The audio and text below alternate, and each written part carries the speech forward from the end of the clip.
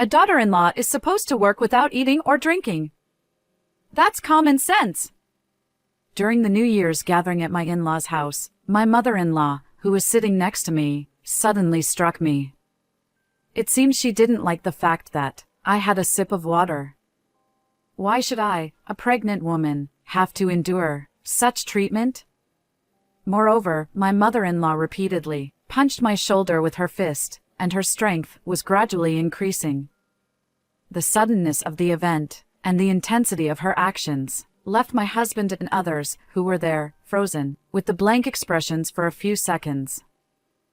My husband and the others quickly regained their senses and tried to intervene, but those few seconds of delay turned the situation critical. "Scarlett, it hurts. Please stop.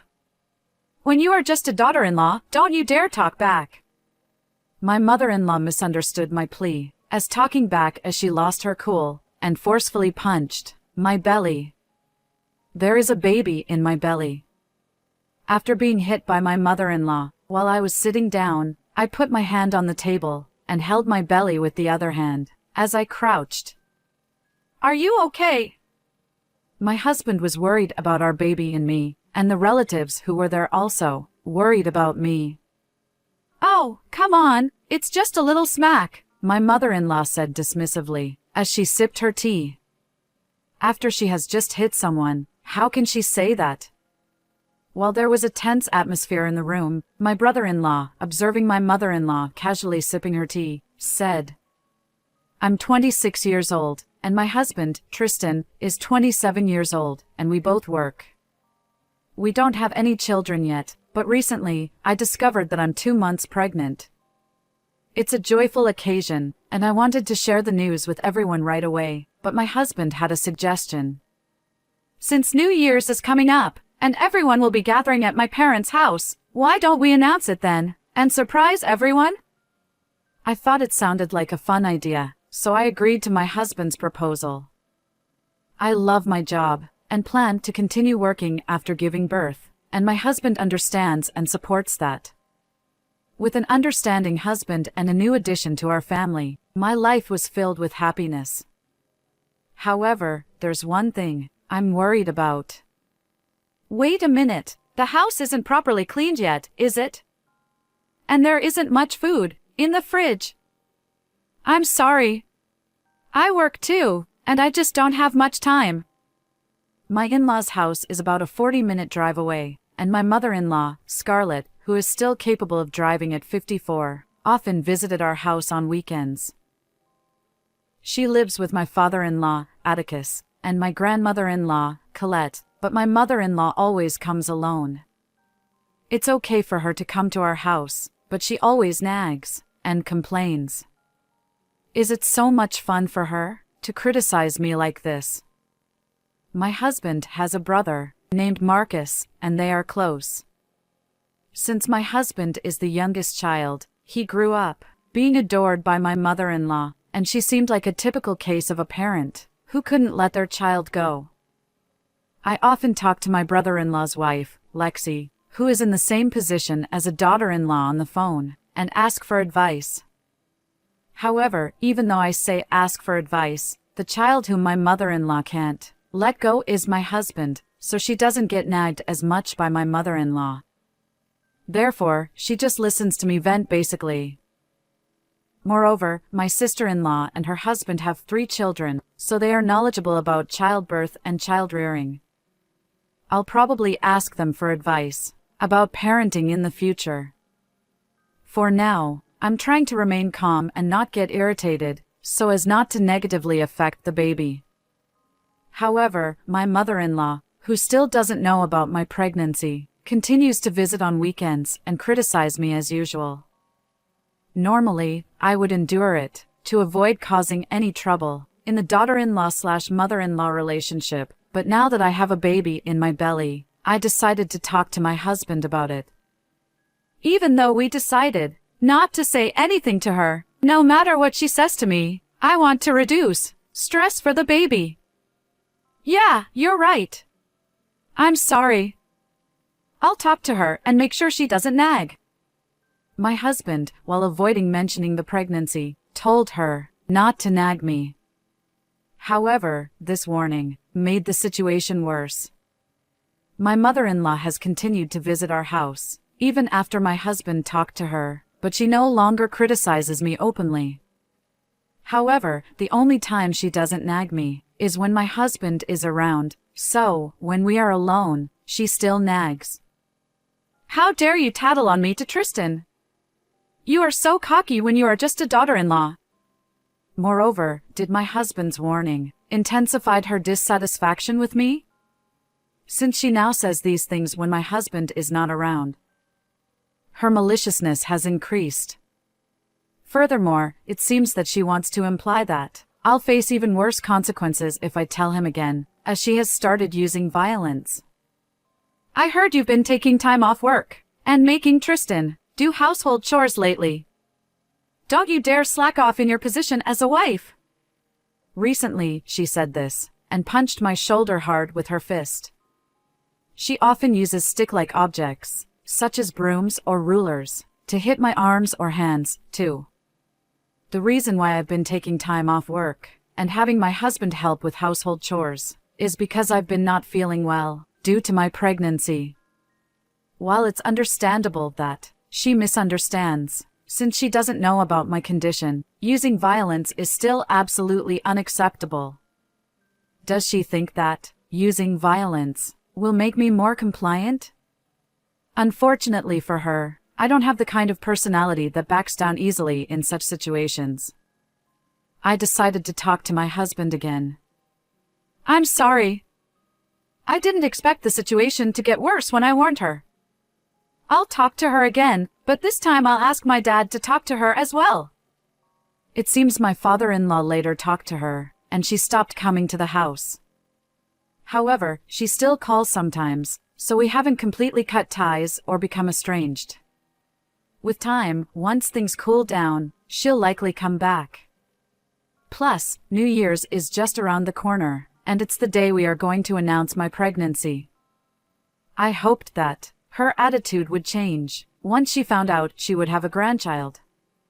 About a month after my mother-in-law stopped coming to the house, we visited my in-laws' house for New Year's gathering. We're here, Mom. Happy New Year. Welcome. Marcus and the kids are already here. Before going to my in-laws' house, I was anxious that my mother-in-law might criticize me or use violence against me, but it seems that there was no need to worry. She spoke to me brightly. Had she reflected and turned over a new leaf? From inside the house, I could hear the voices of my brother-in-law's children. My mother-in-law took us to the room where the children's voices were coming from. Tristan! It's been a while. Long time no see. In the room, there were my brother-in-law's family, my father-in-law, and my grandmother-in-law Colette, who would turn 81 this year. We've been waiting for you both. It had been a while since we had all gathered, as we only get together on July long week and New Year's. Our conversation was lively as we caught up. After a while, it was time to start preparing dinner. When we get together at my in-laws' house, it is customary to have a meal together, so we decided to announce the pregnancy during the mealtime. Well, should we start preparing dinner? As I was about to take a sip of water, my mother-in-law said that my mother-in-law, sister-in-law, and I usually cook together, but that day, since I hadn't been feeling well since morning, my husband had kindly offered to help with cooking. Scarlett, I'm sorry. Tristan will be helping this time. I took a sip of the water from the cup I picked up and placed it back on the table. At that moment, my mother-in-law, who was sitting next to me, suddenly raised her voice and punched my shoulder with her fist. You! Don't get cocky just because I've been quiet. It's common sense for a daughter-in-law to work without eating or drinking. The timing of me lifting the cup and her saying that we should start preparing dinner couldn't have been worse, and this simple act of drinking water seemed to have made my mother-in-law think that I had an arrogant attitude. I never expected that water would become a landmine. She had been speaking to me with a cheerful demeanor, but it was only because she had been told to do so by my husband and father-in-law. She still disliked me, as before. Perhaps she had been harboring a lot of resentment, as she repeatedly punched my shoulder with her fist, and her strength was gradually increasing. My husband and father-in-law were aware of my mother-in-law's violence against me. I vent to my sister-in-law, so my brother-in-law and she also knew about my mother-in-law's violent behavior. But I guess they didn't expect my mother-in-law's violence to be this bad. Even for me, this level of violence was also a first. The suddenness of the event and the intensity of my mother-in-law's actions left my husband and father-in-law frozen, with the blank expressions for a few seconds. They quickly regained their composure and tried to intervene, but those few seconds of delay were critical. "Scarlett, it hurts. Please stop. Don't you dare talk back when you are just a daughter-in-law." Can someone become so violent in an instant? Or is it just my mother-in-law? My mother-in-law misunderstood my plea as talking back, as she had lost her cool, and punched my belly with full force, before my husband and father-in-law could stop her. After being hit by my mother-in-law, while I was sitting down, placed one hand on the table, and held my belly with the other hand, as I crouched. "Are you okay?" My husband was worried about both the baby and me, and the relatives, who were there, were concerned for me too.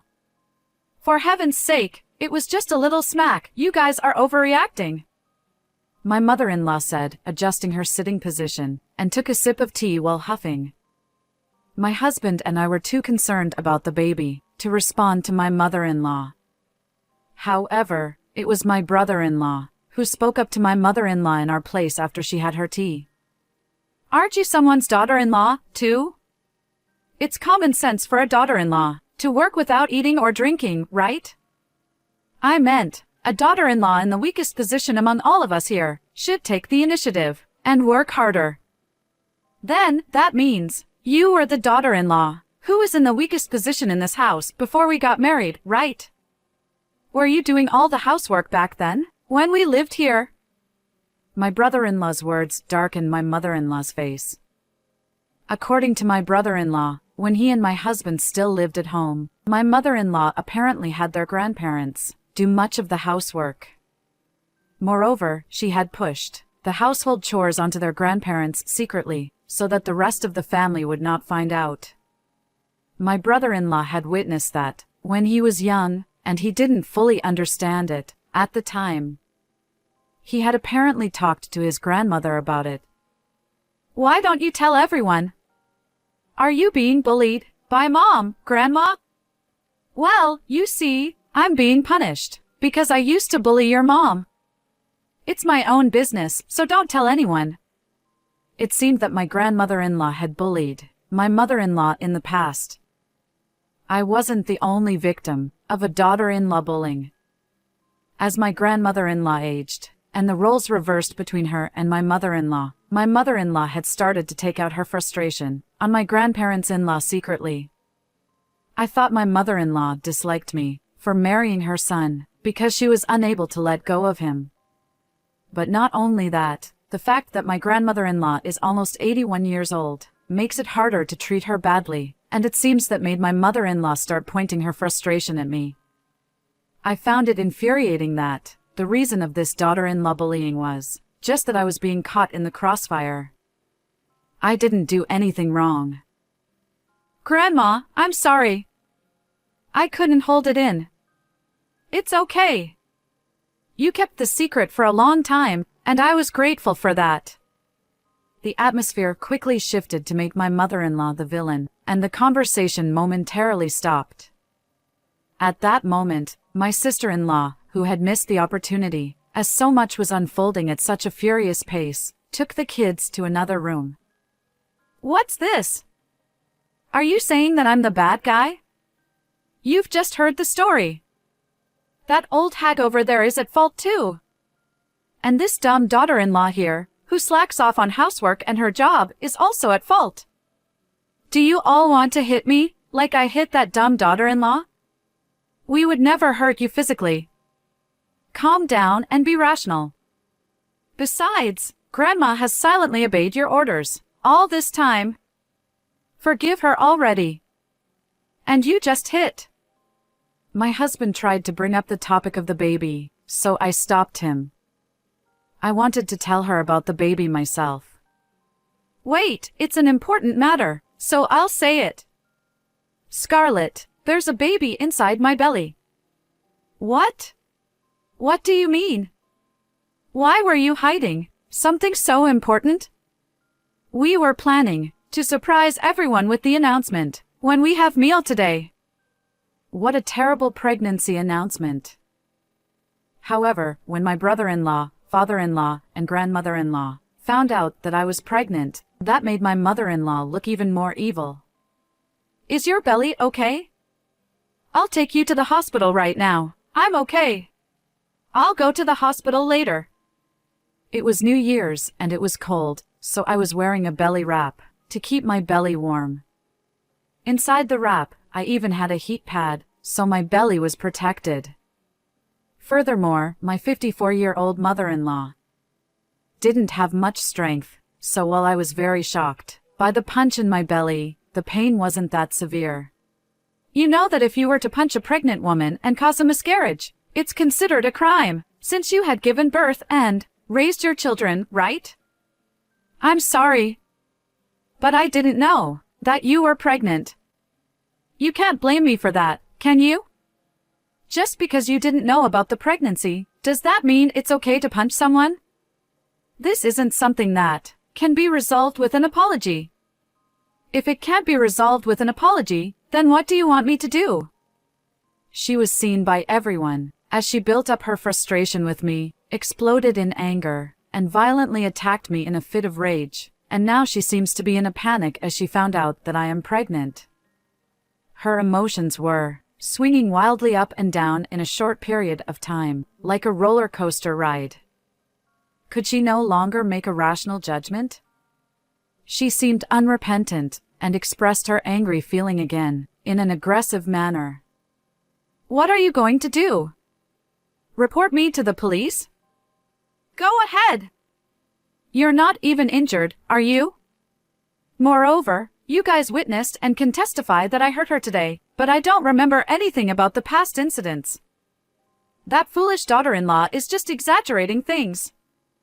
I don't think today's single act of violence is a significant crime, to be honest. In fact, it might just be seen as a family squabble, and the police might not even take it seriously, haha. A person who is unrepentant is not scared of anything. She became more talkative and began provoking us.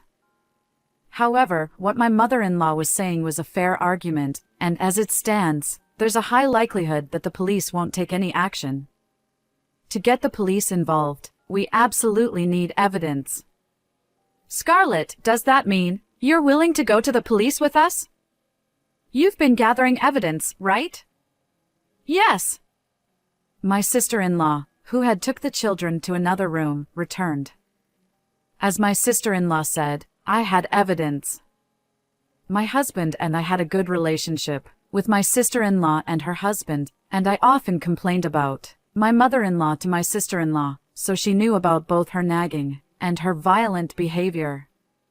Hey, you might think it's not a big deal, but what she is doing to you is emotional abuse. Lexi, you're overreacting. I'm not. We can't guarantee that it won't escalate from here, and just in case, wouldn't it be better to start gathering evidence now? Wouldn't it look like I'm doing something wrong, sneaking around like this? If nothing happens, then it won't come out, and isn't it worth it for peace of mind, just in case? Following my sister-in-law's advice, I began gathering evidence, just as a precaution. It's sad that these pieces of evidence actually came in handy. Did my sister-in-law foresee how this situation would unfold?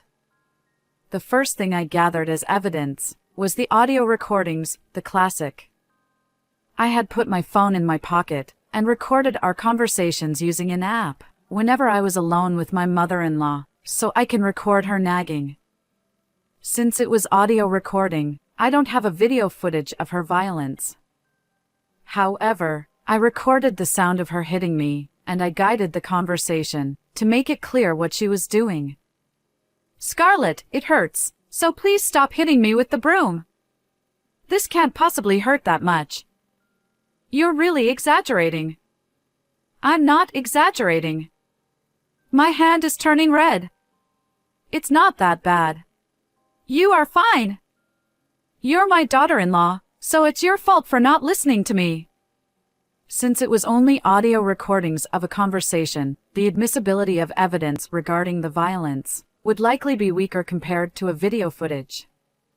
However, to supplement my evidence, I also kept a diary.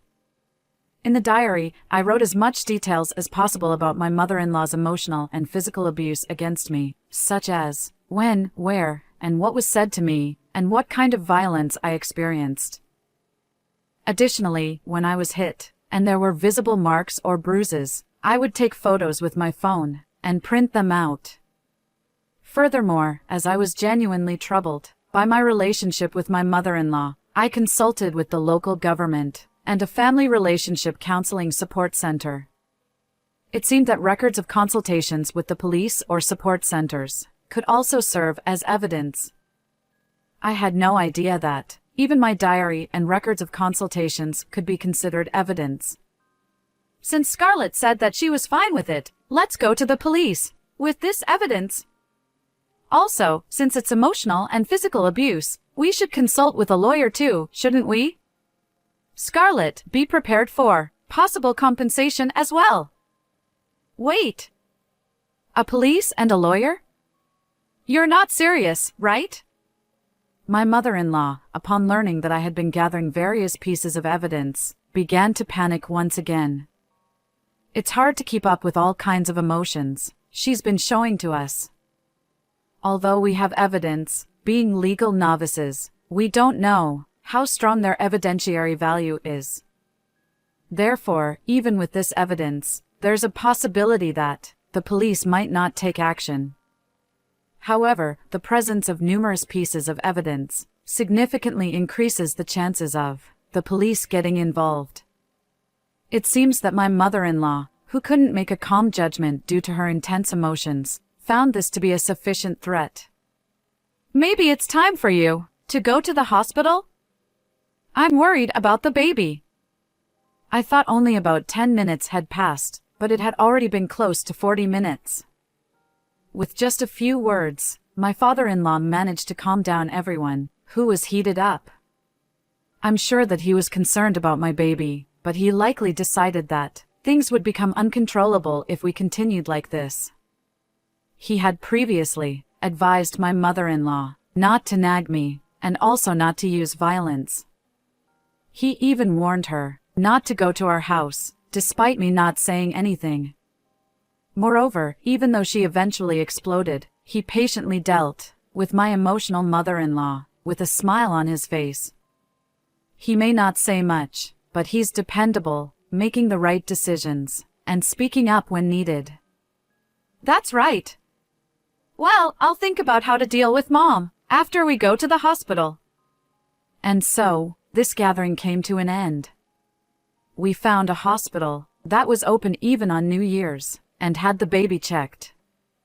Just to be safe, we were planning to go to the hospital, which we usually go to after New Year's, and have the baby checked again. The next day, my husband and father-in-law told me that since I was the one who got hit, they were leaving all the decisions to me. I'm not injured, and the baby in my belly is fine, so I think I'll be okay, without involving the police or a lawyer. I don't want to deal with such trouble while the baby is growing up. Also, even if I don't do anything about it, I heard from my husband that my father-in-law had made a decision to do something about it. That's enough for me. 3 months later, my mother-in-law and father-in-law got divorced. It seems that when he found out about her mistreatment of his mother and her violence towards me, and he found it difficult to continue living with my mother-in-law. In particular, the mistreatment of his mother was the final straw that led to the decision to divorce. My father-in-law deeply regretted not realizing his wife's actions sooner. My mother-in-law pushed household chores onto my grandmother-in-law when my father-in-law was away at work, and not only my mother-in-law, but also my grandmother-in-law had kept this fact hidden. Therefore, I think it was difficult for him to notice, and I hope my father-in-law doesn't blame himself too much. I believe my grandmother-in-law probably feels the same way. Although she has some money from property division, my mother-in-law is only 54 years old, and she can't live on that money alone. She's not yet eligible for a pension, so she'll have to start looking for work, but finding a job at 54 will likely be quite challenging. Since the reason for the divorce is that neither my father-in-law, my brother-in-law, nor my husband will likely help her. My mother-in-law's life ahead is sure to be a hell. After the divorce, my mother-in-law tried to return to her parents' home. Her parents were still alive, but my father-in-law had already told them the reason for their divorce. Since her parents knew the reason for the divorce, they apparently sent her away and told her not to come back. Therefore, she sought a place where she could live as comfortably as possible, and as a result, she ended up returning to the town where she had lived with my father-in-law. Currently, she is renting a cheap apartment and is working part-time at a supermarket. However, it seems that she isn't doing well at work and is treated as a nuisance by the younger generation of co-workers. Additionally, she can't get many shifts due to her inability to perform well, resulting in a low monthly income. She's depleting her savings to make ends meet.